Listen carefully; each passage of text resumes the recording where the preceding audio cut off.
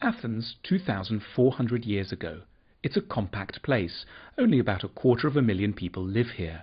There are fine baths, theatres, temples, shopping arcades and gymnasiums. It's warm for more than half the year. This is also home to the world's first true and probably greatest philosopher, Plato. Born into a prominent and wealthy family in the city, Plato devoted his life to one goal, helping people to reach a state of what he termed eudaimonia, or fulfillment. Plato is often confused with Socrates. Socrates was an older friend who taught Plato a lot but didn't write any books. Plato wrote lots of them, 36, all dialogues, beautifully crafted scripts of imaginary discussions in which Socrates is always allotted a starring role, among them the Republic, the Symposium, the Laws, the Meno and the Apology. Plato had 4 big ideas for making life more fulfilled. First big idea: think more. We rarely give ourselves time to think carefully and logically about our lives and how to lead them. Sometimes we just go along with what the Greeks called doxa, or popular opinions. In the 36 books he wrote, Plato showed this common sense to be riddled with errors, prejudice and superstition. Fame is great, follow your heart, money is the key to a good life. The problem is, popular opinions edge us towards the wrong values, careers and relationships. Plato's answer is, know yourself. It means doing a special kind of therapy, philosophy, subjecting your ideas to examination rather than acting on impulse. If you strengthen your self-knowledge, you don't get so pulled around by feelings. Plato compared the role of our feelings to being dragged dangerously along by a group of wild horses. In honor of his mentor and friend Socrates, this kind of examination is called a Socratic discussion. You can have it with yourself, or ideally with another person who isn't trying to catch you out, but wants to help you clarify your own ideas. Second big idea: let your lover change you. That sounds weird if you think that love means finding someone who wants you just the way you are. In the Symposium, Plato's play about a dinner party where a group of friends drink too much and get talking about love, sex and relationships, Plato says, true love is admiration. In other words, the person you need to get together with should have very good qualities, which you yourself lack. Let's say they should be really brave or organized or warm and sincere. By getting close to this person, you can become a little like they are. The right person for us helps us grow to our full potential. For Plato, in a good relationship, a couple shouldn't love each other exactly as they are right now.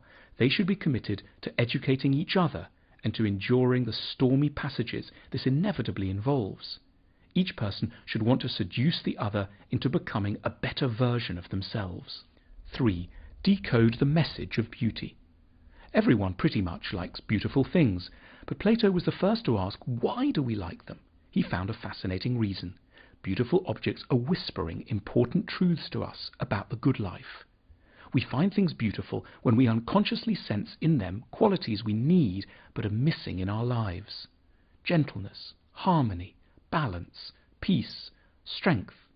Beautiful objects therefore have a really important function. They help to educate our souls. Ugliness is a serious matter too. It parades dangerous and damaged characteristics in front of us.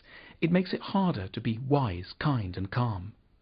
Plato sees art as therapeutic. It's the duty of poets and painters and nowadays novelists, TV producers and designers to help us to live good lives. 4. Reform society. Plato spent a lot of time thinking how the government and society should ideally be. He was the world's first utopian thinker. In this, he was inspired by Athens' great rival, Sparta. This was a city-sized machine for turning out great soldiers. Everything the Spartans did, how they raised their children, how their economy was organized, whom they admired, how they had sex, what they ate, was tailored to that one goal. And Sparta was hugely successful from a military point of view. But that wasn't Plato's concern. He wanted to know, how could a society get better at producing not military power, but fulfilled people? In his book, The Republic, Plato identifies a number of changes that should be made.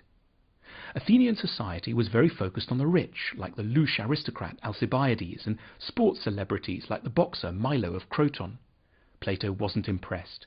It really matters who we admire, because celebrities influence our outlook, ideas and conduct, and bad heroes give glamour to flaws of character.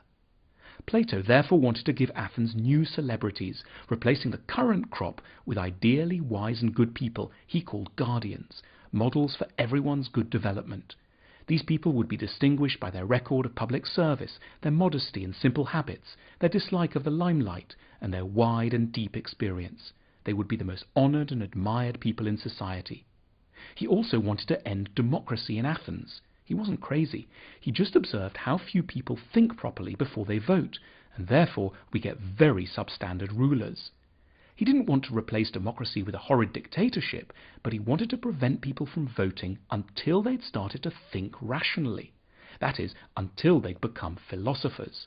Otherwise, government would just be a kind of mob rule. To help the process, Plato started a school, the Academy, in Athens, which lasted a good 300 years. There, pupils learnt not just maths and spelling, but also how to be good and kind. His ultimate goal was that politicians should become philosophers. The world will not be right, he said, until kings become philosophers or philosophers kings.